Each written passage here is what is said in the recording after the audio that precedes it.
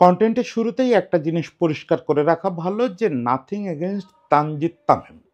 আমরা তানজিদ তামিম যে এবার বিপিএল এর অন্যতম সেরা পারফর্মার ছিল এই জিনিসটা অস্বীকার করার কনটেন্ট বানাচ্ছি না। আমি আসলে কনটেন্ট বানাতে চাই যেটা তামিমকে সেরা উদীয়মান খেলোয়াড়ের পুরস্কার দেওয়া হয়েছে, এটা নিয়ে অনেক হাসাহাসিও হচ্ছে। তো সেই জায়গাটায় বেশিরভাগ লোকের দাবি যে আসলে উদীয়মান খেলোয়াড় দেওয়ার মতো কোনো কন্টেন্ডার ছিল না। আমি এই জায়গাটায় খুব জোর গলায় বলতে চাই যে খুবই ভালো একটা কন্টেন্ডার ছিল, সেটা হচ্ছে আমাদের মাহিদুল ইসলাম অঙ্কন। অঙ্কন যদিও তামিমের চেয়ে ১ বছরের সিনিয়র এবং একটা বিশ্বকাপ আগে খেলে ফেলছে ২০১৮ বিশ্বকাপ, কিন্তু মূলত সারা পৃথিবীতে ফ্রাঞ্চাইজি ক্রিকেটগুলোতে উদীয়মানের পুরস্কার দেওয়া হয় একটা নির্দিষ্ট বয়সসীমা মানা হয়, তারপরে দেখা হয় তার এক্সপোজারটা, মানে এই আসরের আগ পর্যন্ত তার এক্সপোজার কেমন ছিল। সেই হিসাবে তানজিদ তামিমের চেয়ে হাজার গুণে যোগ্য পারফর্মার এই বিপিএলে ছিল হচ্ছে আমাদের অঙ্কন। তো সেইটা কিভাবে ছিল সেইটা একটু বলবো। একই সঙ্গে আমি বিশ্বাস করি যে মেহেদী হাসান মিরাজের চেয়ে সেরা খেলোয়াড় হিসাবে টুর্নামেন্টের বেস্ট প্লেয়ার হিসাবে তাসকিন অনেক বেশি আগায় ছিল। এই দুটো পয়েন্টে একটু আলোচনা করব, অঙ্কনের বিষয়টা একটু বেশি আলোচনা করি। এখন শুরুতেই বলি যে ওই যে আবারও ব্যাখ্যা করি যে তামিমকে ছোট করার কোনো ব্যাপার নেই। তামিম আসলে এত বেশি এক্সপোজার ন্যাশনাল টিমের হয়ে পাইছেন যে তামিমের ক্যাটাগরিটা চেঞ্জ হয়ে গেছে। তামিমকে এখন আর উদীয়মানদের দলে বিবেচনা করার কোনো সুযোগই নাই। এই ব্যাপারটা হচ্ছে আপনারা যারা বক্সিং বা রেসলিং এর সঙ্গে অভ্যস্ত তারা জানেন যে ওজন ক্যাটাগরির একটা ব্যাপার থাকে, যে যে লোকটা ৬৫ কেজি ওজন শ্রেণীতে খুব ভালো করতেছে ওই লোকটা চাইলেই ৫০ কেজি ওজন শ্রেণীতে গিয়ে ওদের হারায় আসতে পারে না। সেও ৫০ কেজি ওজন শ্রেণীর চেয়ে অনেক ভালো পারফর্ম করে, কিন্তু অনেক ভালো পারফর্ম করেও সে ওইখানে যেতে পারবে না, ওইখানে গিয়ে ফার্স্ট হতে পারবে না। এটাই নিয়ম। একই কথা তানজিদ তামিমের ক্ষেত্রে সত্যি। তানজিদ তামিম বাংলাদেশ জাতীয় দলে এস্টাবলিশ ক্রিকেটার। ২০২৩ সাল থেকে সে জাতীয় দলে রেগুলার খেলতেছে। অলরেডি দুটো বিশ্বকাপ খেলে ফেলছে। জাতীয় দলের হয়ে ওয়ানডে এবং টি-টোয়েন্টি মিলায় ৩৯টা ম্যাচ খেলছে। একটা টি-টোয়েন্টি বিশ্বকাপ খেলছে, একটা ওয়ানডে বিশ্বকাপ খেলছে এবং এখন মোটামুটি বলা যায় যে লিমিটেড ওভার ক্রিকেটে একটা ওপেনারের জায়গা সে ফিক্স করে ফেলছে। মানে এক এন্ডে তানজিদ তামিম থাকবে এটা সত্যি, অন্য এন্ডে কে থাকবে সেটা আলাদা ব্যাপার। ফলে তানজিদ তামিম এই সময় এসে মানে ক্যারিয়ারে ২ বছর এস্টাবলিশ টাইম কাটানোর পরে এসে সে উদীয়মান খেলোয়াড় হবে, এটা যে কারো বিশ্বাস করতে কষ্ট হবে। তো সেক্ষেত্রে আমি দেখলাম যে পত্রপত্রিকাগুলো ব্যাখ্যা হাজির করতেছে যে আসলে কোনো কন্টেন্ডার ছিল না। বিশেষত বাংলাদেশের শীর্ষস্থানীয় একটা দৈনিক তারা এই রিপোর্টটা করছে, তারা বলছে যে আসলে কোনো কন্টেন্ডার ছিল না। আমি এই জায়গাটা তীব্র আপত্তি করতে চাই। অবশ্যই কন্টেন্ডার ছিল এবং সেই কন্টেন্ডার হচ্ছে মাহিদুল ইসলাম অঙ্কন। এখন কথা হচ্ছে যে মাহিদুল ইসলাম অঙ্কনকে আমি কী বিবেচনায় এখানে আনতেছি। প্রথম কথা হচ্ছে যে এমার্জিং ক্রিকেটার বা উদীয়মান ক্রিকেটার হিসাবে আমরা কারে পুরস্কার দিব। এখানে দুটো জিনিস দেখা হয়। একটা হচ্ছে যে তার বয়স কেমন, ২ নাম্বার হচ্ছে তার এক্সপোজার কেমন। মূলত কিন্তু এক্সপোজারটারে বেশি গুরুত্ব দেওয়া হয়। দেখা গেল যে একটা ১৮ বছর বয়সী ছেলে এক্সপোজার বেশি পেয়ে গেছে। ২২ বছর বয়সী ছেলেটা এক্সপোজার কম পাইছে, তার পারফরম্যান্স কম হওয়ার পরেও সে হবে উদীয়মান খেলোয়াড়। কারণ ওর এক্সপোজার কম। তো এখানে আমরা অঙ্কন আর তামিমের ভিতরে যদি দেখি, দুজনেরই বয়স হচ্ছে ২৪-২৫। তামিমের বয়স ২৪, অঙ্কনের বয়স ২৫। ফলে বয়সের দিক থেকে কেউ আগায় পিছায় নাই। একদম ইন্টারন্যাশনালি বিভিন্ন ফ্র্যাঞ্চাইজি লিগে যেটা করা হয় যে ২৫টাকে স্ট্যান্ডার্ড ধরা হয়। যে যেই পাবে সেরা উদীয়মানের খেলোয়াড় তার যেন বয়সটা ২৫ বা এর কম হয়। ফলে দুজনই এই ক্রাইটেরিয়া ফিল করে। এবার হচ্ছে আমরা যদি একটু আইপিএলকে স্ট্যান্ডার্ড হিসাবে নেই, আইপিএল ওরা এই বয়সের ক্রাইটেরিয়া তো মেইনটেইন করে। সঙ্গে ওরা ইন্টারন্যাশনাল এবং আইপিএল এর এক্সপোজার এই দুটো জিনিসে একটা শর্ত দিয়ে রাখে। ওরা বলে যে ৫টা টি-টোয়েন্টি অথবা ২০টা ওয়ানডে, এটা যদি তুমি খেলে ফেলো তুমি আর উদীয়মানের জন্য বিবেচিত হবা না। তো সেই ক্যাটাগরিতেই যদি আমরা ধরে নেই যে বিপিএল এরকম কোনো শর্ত নাই, কিন্তু আমরা ওই যে ওই রেফারেন্সটাকে যদি এখানে শর্ত হিসাবে আনি, তাহলে আমরা দেখব যে তানজিদ তামিম আর এই শর্তে টেকে না। কারণ তার ওয়ানডের সংখ্যা ২১। সে ওয়ানডে ২০-এর বেশি খেলে ফেলছে। তার মানে তামিম আর এখানে থাকতে পারতেছে না। আর টি-টোয়েন্টি তো ৫টার প্রশ্নই আসে না। টি-টোয়েন্টি হচ্ছে অনেক বেশি খেলছে তানজিদ তামিম। ফলে ২ হিসাবে তানজিদ তামিমকে বাদ দিতে হবে। এবার আসেন, ওরা আইপিএল ম্যাচ বিবেচনা করে ২৫টা, আমরা বিপিএল ম্যাচ বিবেচনা করতে পারি।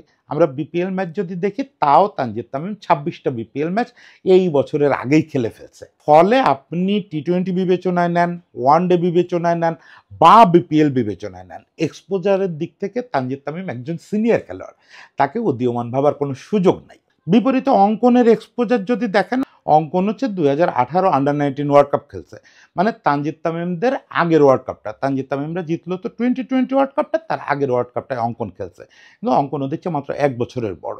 তো ফলে কেউ মনে করতে পারেন যে অঙ্কন তো তামিমের চেয়ে অনেক সিনিয়র। না, অনেক সিনিয়র না, 1 বছরের সিনিয়র মাত্র, কিন্তু এক্সপোজার নাই বললেই চলে।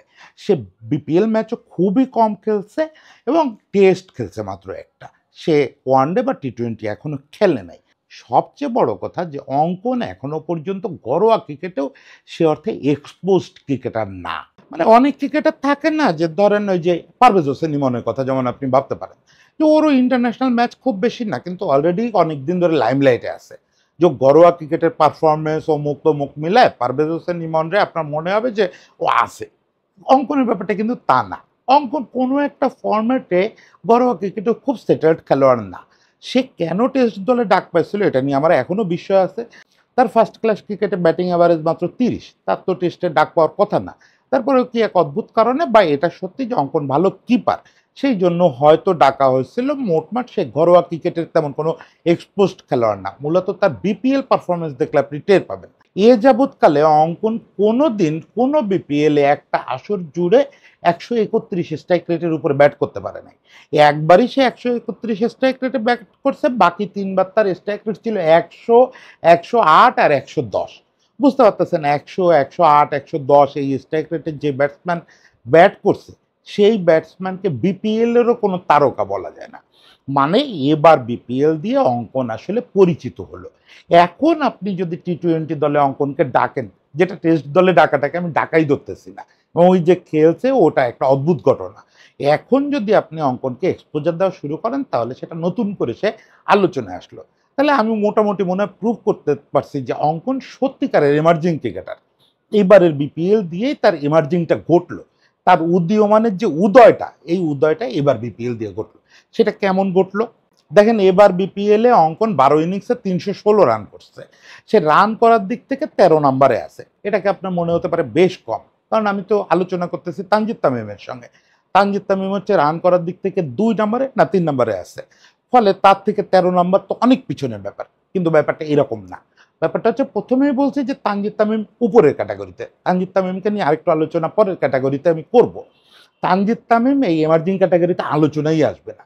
তারপরও যদি আপনি ওর স্ট্রাইক রেটটা বিবেচনায় নেন অঙ্কনের, সেক্ষেত্রে অঙ্কনের ধারে কাছে তানজিদ তামিম কেন টপ 15-এ কেউ নাই। অঙ্কন 316 রান করছে 175.54 স্ট্রাইক রেটে। এটা আপনি কল্পনা করতে পারেন, বাংলাদেশের একটা ব্যাটসম্যান পুরো বিপিএল জুড়ে ব্যাট করছে, 12টা ইনিংসে ব্যাট করছে, 300+ রান করছে, তার স্ট্রাইক রেট 175-এর উপরে। 175-এর উপরে, এটা অবিশ্বাস্য একটা ব্যাপার। এবং সেই ছেলেটা হচ্ছে অঙ্কন, যে এর আগে কোনো দিন কোনো লেভেলে 130-এর উপরে স্ট্রাইক রেটে ব্যাট করে নাই, এবং যার অ্যাভারেজ স্ট্রাইক রেটের আগে ছিল 120-এর নিচে। সেই ছেলেটা এবার 175-এর উপরে স্ট্রাইক রেটে ব্যাট করছে। টপ 15-এ থাকা কোনো ব্যাটসম্যান, দেশি বিদেশি কোনো ব্যাটসম্যান এই স্ট্রাইক রেট ধরে রাখতে পারে নাই। ইনফ্যাক্ট টপ 15-এ কারোর 160 স্ট্রাইক রেটও নাই, সর্বোচ্চ আছে 158 স্ট্রাইক রেট। সেখানে ওর স্ট্রাইক রেটটা 175-এর উপরে। ফলে বুঝতেই পারতেছেন, শুধু স্ট্রাইক রেট বিবেচনায় নিলে, এবং 300-র উপরে রান তো সে করছে, শুধু স্ট্রাইক রেট এবং 300-র উপরে রান বিবেচনায় নিলে এমার্জিং ক্রিকেটার হিসেবে অঙ্কনের ধারে কাছে কেউ নাই। অঙ্কনই এবার এমার্জিং ক্রিকেটারের একমাত্র দাবিদার ছিল। অঙ্কনকে ওই পুরস্কারটা না দেওয়াটা অন্যায় হয়েছে। অঙ্কনের ব্যাপারটা আমার মনে হয় মোটামুটি বোঝানো গেছে, কিন্তু এই জায়গাটা আমার আরেকটু এক্সপ্লেন করার ব্যাপার আছে, যে আমাদের এই পুরস্কারগুলোর ব্যাপারে এরকম হয় কেন। আমি একটু পরে বলবো মিরাজের বদলে কেন ম্যান অফ দ্য টুর্নামেন্ট হওয়া উচিত ছিল তাসকিনের। এই জায়গাগুলোতে আমাদের জুরিদের, আমাদের লোকাল জুরিদের যেটা একটা কমন প্রবলেম, এই ফেনোমেনাটা একদম শুরু থেকে আমরা দেখে আসতেছি, সেটা হচ্ছে ওনারা নাম্বারের প্রতি ছোটেন, ওনারা স্কোর বোর্ডের প্রতি ছোটেন, ওনারা স্ট্যাটিস্টিক্স ব্রডার অ্যাসপেক্টে দেখেন। ওনারা এই যে ব্যাকগ্রাউন্ড, এক্সপোজার, ইমপ্যাক্ট, তারপরে স্ট্রাইক রেট, এই ব্যাপারগুলোর খুব পাত্তা দেন না। দেখেন একটা সময় আমরা দেখতাম যে আমাদের দেশে যখন খেলা হয়, এই যে লোকাল ক্রিকেটের খেলা হয় বা দেশে ইন্টারন্যাশনাল ম্যাচ হয়, যখন জুরি থাকেন আমাদের লোকাল কেউ, তখন তারা কমনলি একটা কাজ করেন যে যে দল জিতছে ওই দলের সর্বোচ্চ স্কোরার বা সর্বোচ্চ উইকেট শিকারীরে ম্যান অফ দ্য ম্যাচ দিয়ে দেন। ওনরা একদম বিবেচনাই নেওয়ার চেষ্টা করেন না যে ম্যাচটা কে জিতাইছে। বেশিরভাগ ক্ষেত্রে দেখেন, বেশিরভাগ ক্ষেত্রে সেরা পারফর্মার এবং সেরা স্কোরার বা সেরা উইকেট শিকারী একই লোক হয় বেশিরভাগ ক্ষেত্রে, এটা আমি স্বীকার করতেছি। কিন্তু সবসময় হয় না। অনেক সময় দেখা যায় যে একটা ১০০ রানের ইনিংসের চেয়ে ১০ ওভারে ১৯ রান দিয়ে ৩ উইকেট নেওয়াটা অনেক বেশি ভাইটাল হয়ে গেছে, সেটা যদি ম্যাচ উইনিং পারফরমেন্স হয়। এমনিতেই ১০ ওভারে ১৯ রান এরকম একটা ফিগার যদি আপনি করেন, তার মানে, এবং আপনি যদি ডেথ ওভারে বল করেন, তার মানে আপনি ম্যাচ বদলায় দিচ্ছেন অনেকটা। সেখানে যদি আপনি ৪৮ নাম্বার ৫০ নাম্বার ওভারে এসে ওই ৩টা উইকেট তুলে নিয়ে ম্যাচ জিতায় দেন, টাইট ম্যাচ জিতায় দেন, তাহলে ওই সেঞ্চুরিওয়ালার তো কোনো ভ্যালুই থাকার কথা না। ম্যান অফ দ্য ম্যাচ হবে তাহলে 3 ফর 19 যে বল করলো সে। কিন্তু আমাদের দেশে এটা হয় না। আমাদের দেশে হয় কি, ওই অন্য স্কোর দেখেন, স্কোর শিটে কার নামের পাশে ১২৫ আছে তারে টিক দিয়ে দেন। এটা হচ্ছে হয় আমাদের ক্ষেত্রে খুব কমনলি। এবং টুর্নামেন্টের ক্ষেত্রে যখন পুরস্কার দেওয়া হয় তখন ওনারা শিটে দেখেন যে সর্বোচ্চ রান কে করছে, এই সর্বোচ্চ রান করছে নাইম, তো তাহলে সর্বোচ্চ রানের পুরস্কার পাবে। সর্বোচ্চ উইকেট হচ্ছে তাসকিন, তাসকিন সর্বোচ্চ উইকেটের পুরস্কার পাবে। আচ্ছা, এমার্জিং, এমার্জিং পাবে হচ্ছে যে এর ভিতরে বয়স কম কার, বয়স কম তো তামিমের, অঙ্কন আলোচনা আসবে না, কারণ তামিম যেহেতু হচ্ছে ১ বছরের ছোট, তামিমরে দিয়ে দাও। এই যে কমন ফেনোমেনা, এই ব্যাকগ্রাউন্ড দেখা, এক্সপোজার দেখা, স্ট্রাইক রেট দেখা, এগুলো আমাদের জুরিরা খুব একটা বিবেচনায় নেন না। নেন না বলেই এই কাজগুলো হয়। দেখেন ব্যাকগ্রাউন্ড শব্দটা কয়েকবার বললাম না? অঙ্কনের ব্যাকগ্রাউন্ডটা দেখেন। অঙ্কন হচ্ছে বাংলাদেশে এই প্রজন্মে একটা বিরল খেলোয়াড়। আমাদের এই 90s থেকে সারা পৃথিবীতে একটা জিনিস বদলে গেছে যে পৃথিবীর কোথাও আর জেনুইন উইকেট কিপার নাই। জেনুইন উইকেট কিপার ব্যাপারটা উঠে গেছে এবং এটা মূলত উঠাইছে, শুরু করছে মঈন খান, পরে এই কাজটা অ্যাডাম গিলক্রিস্ট করছে যে জেনুইন উইকেট কিপার আর চলবে না। এর ফলে বহু লোক চাকরিও হারাইছে। রশিদ লতিফ থেকে শুরু করে নয়ন মঙ্গিয়া বা খোদ অস্ট্রেলিয়া ইয়ান হিলিকে দ্রুত অবসর নিতে হয়েছে। ইয়ান হিলির আরও কিছুদিন খেলার কথা ছিল, কারণ কি আগে উইকেট কিপার স্পেশালিস্ট একটা পজিশন ছিল, তারা ৮-৯ নম্বরে ব্যাট করতো, তারা ওই ২০, ৩০, ১০ যা করে ওইতে টিম ম্যানেজমেন্ট খুশি, মানে বোলারের মতো একটা পজিশন। কিন্তু ওই যে বললাম 90s গিলক্রিস্ট এটা চেহারা বদলায় দিল, যে উইকেট কিপার হবে আগে ব্যাটসম্যান পরে কিপার। আগে তার ঝড়ো ইনিংস খেলতে হবে, বিশাল ইনিংস খেলতে হবে, বিশাল ব্যাটসম্যান সে, ৬-৭ ব্যাট করবে, দরকার হলে ওপেন করবে, তারপরে সে কিপিং কতটুকু পারে সেটা পরের আলাপ। গিলক্রিস্টের ব্যাপারে এটা সমস্যা হয় না, কারণ গিলক্রিস্ট কিপার হিসাবে ওয়ার্ল্ড ক্লাস তো শুধু না, ওয়ার্ল্ড বেস্ট। কিন্তু অনেক দেশে আমরা দেখছি এটার ফলে লো লেভেল উইকেট কিপাররা দলে চান্স পাচ্ছে। ইভেন এমনও হয়েছে ইন্ডিয়া বেশ একটা লম্বা সময় ধরে কোনো কিপারই দলে দিত না, একাদশের নামাতো রাহুল দ্রাবিড় দিয়ে কিপিং করতো, যে মূলত স্টপার, কিপার না।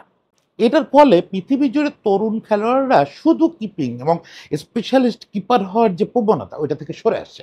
এখন দেখেন আমাদের দেশে যারা কিপার আছে তারাও মূলত কিন্তু ভালো ব্যাটসম্যান। সোহানের ক্ষেত্রে ব্যাপারটা হয়তো সোহানের কিপিংটা ব্যাটিংয়ের চেয়ে একটু আগায় আছে, কিন্তু অঙ্কন বিরল এই জায়গায়। অঙ্কন ক্যারিয়ার পুরোটা শুরু করছিল হচ্ছে শুধু কিপার হিসাবে। ওর ঢাকার ছেলে, ও হচ্ছে মানিকনগরে সম্ভবত ওর বাসা, গোপীবাগে ট্রেনিং করতো। ও জেনুইন কিপার, ও ব্যাটিং পারতো না, একদমই ব্যাটিং পারতো না, মানে ও একদম সে, আপনি যদি বলেন নাসু ভাই বা ইয়ান হিলিদের জামানার খেলোয়াড় হইতে চাইছিল। কিন্তু যখন ওর আন্ডার 19 দলে ডাক পেল, তখন মূলত ওর কোচরা ওরে বললো যে বাবা তুই এভাবে সার্ভাইভ করতে পারবি না, এটা তো ২০১৮ সাল, এখন তো আর শুধু কিপিং দিয়ে তুই একাদশে চান্স পাবি না, তুই ব্যাটিংটা একটু উন্নতি কর। সেই উন্নতিটা কিন্তু যথেষ্ট করতে পারে নাই। ফ্রাঙ্কলি স্পিকিং, এই বিপিএল এর আগ পর্যন্ত অঙ্কনের ব্যাটিং এমন ছিল না যে সেটা দেখে মুগ্ধ হওয়া যাবে। হ্যাঁ, প্রিমিয়ার লিগে তার অ্যাভারেজটা খারাপ না, ৪০-এর উপরে অ্যাভারেজ, মোটামুটি চলনসই, কিন্তু ব্যাটিংটা ওই লেভেলে নিতে পারে নাই। সে খুব সম্প্রতি যখন সে হচ্ছে এই বিপিএলটা শুরু করে, তখন সে এক ধরনের নিজের কাছে কমিট করছে যে অ্যাটলিস্ট আমি টি-20-তে ভালো ব্যাটিং করব। এবং সেইটা করতে গিয়ে সে দিনের পর দিন মহেন্দ্র সিং ধোনির ব্যাটিং দেখা, বিভিন্ন ওইরকম মারকুটে ব্যাটসম্যানদের ব্যাটিং দেখা, এটা নিয়ে কাজ করছে। স্পেশালি লো ফুল টস বলে ছক্কা মারা, ইয়র্কারের ছক্কা মারা, তারপর স্কোয়ার কাট করা, মাসেল পাওয়ার বাড়ানো। আপনি দেখছেন অঙ্কনের এবারের শটগুলো, এতটুকু মানুষ, লিক লিকে পাতলা, এতটুকু একটা মানুষ, ও যখন ছক্কা মারে গ্যালারির ওপরের তলায় চলে যায়। আমি তো নিতে পারতেছিলাম না যে ওইটুক পিচ্ছি ও ছক্কা মারে এবং এগেইনস্ট দ্য পেস একটা ছক্কা মারলো, সেই ছক্কা সে গ্যালারির দোতলায় পাঠিয়ে দিল। এটা অবিশ্বাস্য, অবিশ্বাস্য। এটার জন্য নিজেকে অনেক বদলাইতে হয়েছে ওর, এবং ওর মাসেলটা বাড়ানো, এই যে এই দুই জায়গার পাওয়ার, দুই শোল্ডারের পাওয়ার, পায়ের শক্তি, এগুলো অনেক বাড়াতে হয়েছে। এগুলো হঠাৎ আকাশ থেকে পড়ে নাই, অনেক কাজ করছে। ও সম্প্রতি একটা ইন্টারভিউতে দেখলাম বলছেও যে এগুলো নিয়ে কাজ করছে। এবং সবচেয়ে মজার ব্যাপার, ও হেলিকপ্টার শট শিখছে। এবার বিপিএল এ বেশ কয়েকটা হেলিকপ্টার শট করছে, তার ভিতরে একটা তো আমি দেখছি ছক্কা হয়েছে হেলিকপ্টার শট করে। খুবই চেঞ্জ করছে নিজেকে। এই ব্যাকগ্রাউন্ড স্টোরিটা যদি জুরিরা জানতেন বা খোঁজ নিতেন, তাহলে তারা বুঝতেন যে এমার্জিং মানে কি। এমার্জিং মানে যে উঠে আসতেছে একটা ছেলে, সে হোক 25 বছর বয়স, সে কখনো এক্সপোজার পায় নাই, কখনো টপ লেভেলে ভালো করে নাই। সেই ছেলেটা এবার নিজেকে ভেঙে চুরে বদলায় একটা টুর্নামেন্টের সবচেয়ে বড় আকর্ষণে পরিণত হলো। তাহলে আপনি এমার্জিং পুরস্কার তারে ছাড়া কারে দিবেন, কারে উদীয়মান বলবেন? ফলে আমি মনে করি যে আমাদের জুরিরা একটা মোটামুটি লেভেলের অন্যায় অঙ্কনের সাথে করছেন, এবং আমাদের জুরিরা ওই যে কেমন স্কোর বোর্ডের দিকে তাকান, সেই জিনিসটা বলার জন্য আমি একটু মিরাজ আর তাসকিনের তুলনা করব। মিরাজরে প্লেয়ার অফ দ্য টুর্নামেন্ট দিয়ে বিরাট অন্যায় হয়েছে অঙ্কনের ক্ষেত্রে, যেটা হয়েছে তা না। মোটামুটি মানে দুজনই কাছাকাছি কম্পিটিটর, মিরাজ আর তাসকিন। কিন্তু আমি যদি বলি যে ওনারা যদি একটু ডিপ স্ট্যাটিস্টিক্স দেখতেন, স্ট্যাটিস্টিক্সের একটু ভেতরে যাইতেন, ওনারা মিরাজরে দিতেন না, তাসকিনরে দিতেন। দেখেন এবার বিপিএল এ আপনার, আমি জানি না যে ওনারা এই যে মোস্ট ভ্যালুয়েবল প্লেয়ারের যে রেটিং, মানে ইম্প্যাক্ট রেটিংটা আমাদের জুরিরা ঠিক মতো দেখেন কিনা। ইম্প্যাক্ট রেটিংটা কিন্তু এখন টি-20তে সবচেয়ে গুরুত্বপূর্ণ। এ নিয়ে আমি কয়েকদিন কথা বলছি। আরও একটা হয়তো ফুল কন্টেন্টই করব যে ইম্প্যাক্ট রেটিং আসলে কিভাবে বদলায় দিচ্ছে এখন চিন্তার জগৎটাকে। এখন আপনি সর্বোচ্চ স্কোর, সর্বোচ্চ স্ট্রাইক রেট এগুলো দিয়েও বুঝবেন না। তো সেই ইম্প্যাক্ট রেটিং অনুযায়ী এমভিপির যে তালিকা ক্রিক ইনফো করছে, সেখানে আমরা দেখি যে বিদেশি খেলোয়াড়দের সম্ভবত এবার পুরস্কারের জন্য বিবেচনায় নেওয়া হয় নাই, এমন বিপিএলে কখনোই নেওয়া হয় না। ফলে খুশ দিলশার আলোচনা বাদ, তা নাহলে খুশ দিলশা অলমোস্ট সব পুরস্কার নিয়ে যেত। খুশ দিলশার সবচেয়ে বেশি রেটিং পাওয়া খেলোয়াড়, 2 নম্বরে হচ্ছে মিরাজ, 3 নম্বরে হচ্ছে তাসকিন। দুজনের, মিরাজ এবং তাসকিনের ইম্প্যাক্ট রেটিং এর ব্যবধান মাত্র 25 কি 30। মিরাজের টোটাল ইম্প্যাক্ট রেটিং হচ্ছে 687, আর তাসকিনের টোটাল ইম্প্যাক্ট রেটিং হচ্ছে 649.8, মানে 650। 30-এর মতো ব্যবধান। এখানেও থেমে থাকেন না, আরেকটু ডিপে যান। ওই যে বলি যে ডিপ স্ট্যাটিস্টিক্সে যান। ডিপ স্ট্যাটিস্টিক্সটা কি? সেটা হচ্ছে যে টোটাল ইম্প্যাক্ট রেটিং আপনি কিন্তু বাড়ায় নিতে পারেন একটা দুটো ম্যাচে ভালো করে। মানে একটা ম্যাচে আপনি যদি 150 রানের একটা ইনিংস খেলেন টি-20তে, তাহলে আপনার টোটাল ইম্প্যাক্ট রেটিং অনেক আগায় যাবে। দেখা যাবে ওই একটা ইনিংস আপনাকে পজিশনে রেখে দিছে, একদম টপ 3-তে রেখে দিছে। আরেকজন লোক প্রতি ম্যাচে 45, 50, 56, 90 করতেছে, সে হয়তো আপনার চেয়ে একটু পিছায় পড়ছে টোটাল ইম্প্যাক্ট রেটিংয়ে। তাহলে এখানে আমরা কিভাবে বুঝবো যে কার ইম্প্যাক্টটা বেশি? যে লোক রেগুলার রান করতেছে তার ইম্প্যাক্ট বেশি হওয়ার কথা। তো সেটা তো আসলে ওই স্কোর কার্ড তাহলে প্রত্যেকটা দেখতে হবে। ওইটা দেখার জন্য ক্রিকেট 4 একটা ঘর আছে। সেটা হচ্ছে ইম্প্যাক্ট পার ম্যাচ। ইম্প্যাক্ট পার ম্যাচ দেখতে হবে এক্ষেত্রে। আপনি যখন ম্যান অফ দ্য টুর্নামেন্ট ঘোষণা করবেন, তখন আপনার ইম্প্যাক্ট পার ম্যাচ দেখতে হবে, বাকি সব স্ট্যাটিস্টিক্স বাদ দিয়ে। কারণ ইম্প্যাক্ট পার ম্যাচ এই রেটিংটাই আপনাকে বলে দিতে পারবে যে কোন খেলোয়াড়টা পুরো টুর্নামেন্ট জুড়ে ধারাবাহিকভাবে পারফর্ম করছে। মিরাজ যে ধারাবাহিকভাবে করে নাই সেটা তো আমরা দিব্য চোখে দেখছি। প্লে অফে এসে মিরাজ ভেঙে পড়ছে, তার মানে সে ধারাবাহিক হতে পারে নাই। তাসকিনের দলও তো প্লে অফে আসে নাই, কিন্তু তাসকিন ওই পর্যন্ত কেমন করছে, ইম্প্যাক্ট পার ম্যাচ কেমন ছিল, এইখানে কিন্তু হিউজ ডিফারেন্স। ইম্প্যাক্ট পার ম্যাচে দেখা যাচ্ছে যে তাসকিনের ইম্প্যাক্ট হচ্ছে 54-এর ওপরে, অলমোস্ট 55 পার ম্যাচ ইম্প্যাক্ট। সেখানে মিরাজের ইম্প্যাক্ট হচ্ছে পার ম্যাচ 50-এর নিচে, 49, মানে 5 ডিফারেন্স। যেখানে আপনার টোটাল ইম্প্যাক্টে 30 ডিফারেন্স অত কম মনে হচ্ছে, পার ম্যাচে যখন আপনি 5 করে ইম্প্যাক্ট বেশি ফেলতে পারবেন, ওটা কিন্তু অনেক বেশি। ফলে আমি বলব যে মার্জিনালি হইলেও সেরা খেলোয়াড় হওয়ার দৌড়ে তাসকিন আগায় ছিল। যদিও এখানে খুব বড় অন্যায় হচ্ছে এটা আমি মনে করি না। অলরাউন্ডার বলে হয়তো মিরাজ একটু বেশি সুবিধা পেতে পারে, মিরাজকে হয়তো একটু ফেভার করা যেতে পারে। কিন্তু অঙ্কনের ক্ষেত্রে সিরিয়াসলি অন্যায় হচ্ছে। আমি মনে করি সিরিয়াসলি অন্যায় করা হচ্ছে। এখন তো আর আমাদের সেটা পোষায় দেওয়ার উপায় নেই। অঙ্কনরে শুধু বলতে পারি যে ব্যাড লাক, এই পারফরমেন্সটা টি-20 দলে করেন, ন্যাশনাল টিমে আসেন, বা নেক্সট বিপিএল তো আছে, নিশ্চয়ই আপনার জন্য বড় পুরস্কার অপেক্ষা করতেছে। আগামী BPL a man of the টুর্নামেন্টের পুরস্কারটা জিতে নেন, তাহলেই তো এর জবাব দেওয়া যাবে। শুভেচ্ছা অঙ্কন, সবার জন্য শুভকামনা রইল।